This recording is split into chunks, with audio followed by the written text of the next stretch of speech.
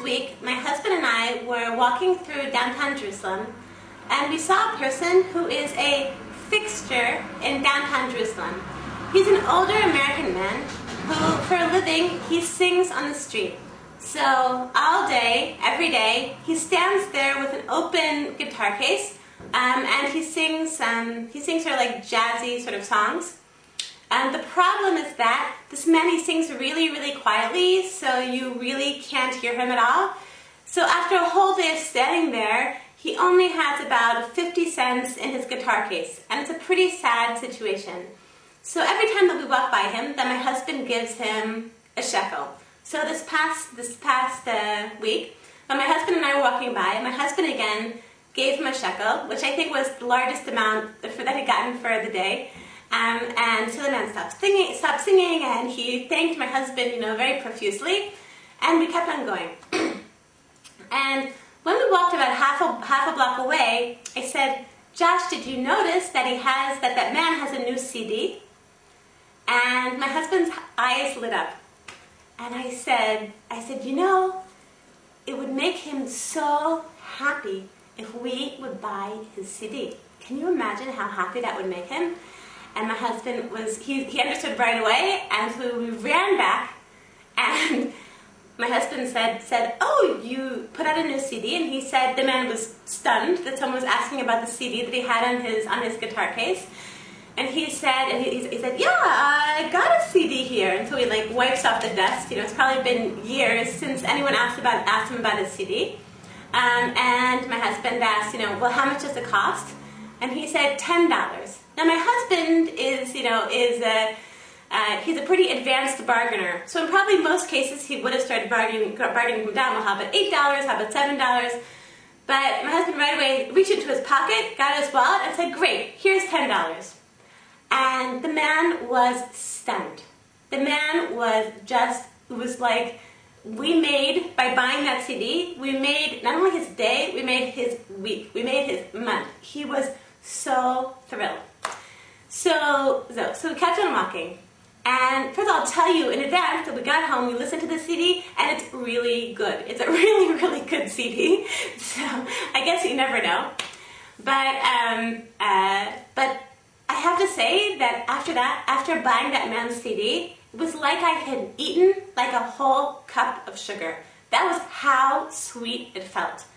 I think that if I had to write down, at that moment, if I had to say, make a list, the 10 sweetest moments of my life, that was probably somewhere up there. At least in the top 20. It was so sweet to do that act of kindness for another person. So the reason I'm talking about this story is because it got me thinking about other acts of kindness that we do, and specifically acts of kindness that we do in our own home, and more specifically, housework. So we don't often think about housework as an act of kindness, but it really, really is. It's an act of kindness that we do for our families, for our children, and for our husbands, and for the guests who come and join us in our homes.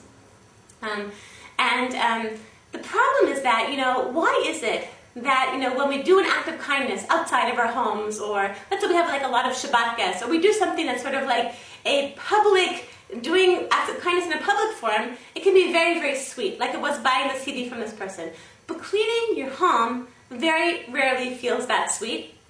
And many years ago, I heard a class by my teacher, Harabani Imima Mizrahi, who was talking about different kinds of approaches, attitudes to doing housework.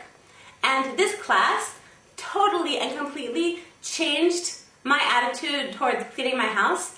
And I personally went from being a person who was very, very embittered towards housework to it becoming actually something that I don't mind. I don't mind. In fact, sometimes I even enjoy it. So what Rabbi Imima Mizrahi was saying was that one kind of work in the Torah is called avodah.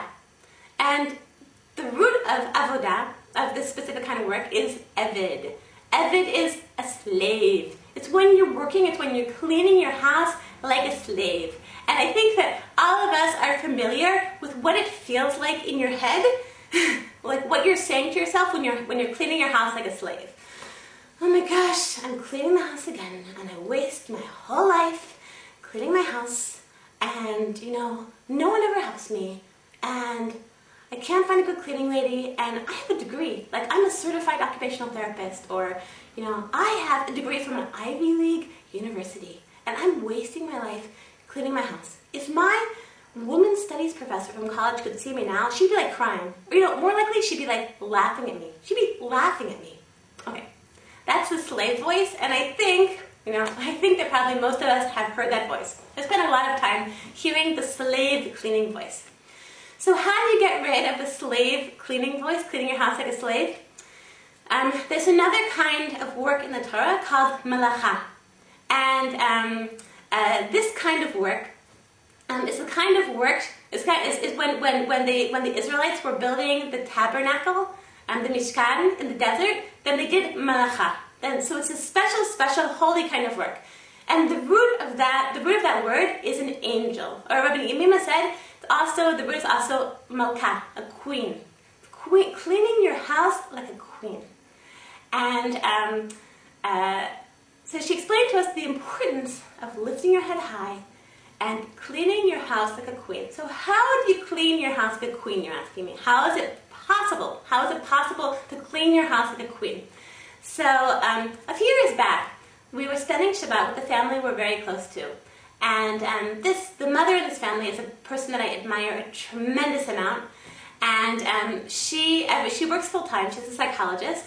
And during the week. And all of Friday she doesn't work. She spends all of Friday making, probably like 8 different kinds of cakes and 5 different kinds of chicken and, 10 different kinds of salads. And she's like this amazing cook. And then also she does all the cleaning herself. So by the time we come in, they live outside of Jerusalem, so by the time that we walk in, she's in the middle of mopping her floors.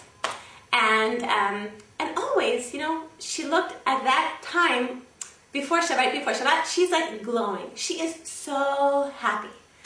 And so one particular Shabbat, like a few years ago, I asked her, I said, Tommy, how is it that you are so happy? How is it that you so enjoy cleaning your house? How is it that you so enjoy getting ready for Shabbat and cooking and cleaning and doing all these things? Things that I, at that point in my life, was very much doing like a slave, and she was doing like a queen.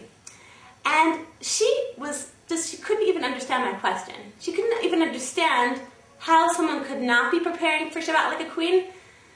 But I pushed, and she said, well, I'm just really proud of what we're doing here.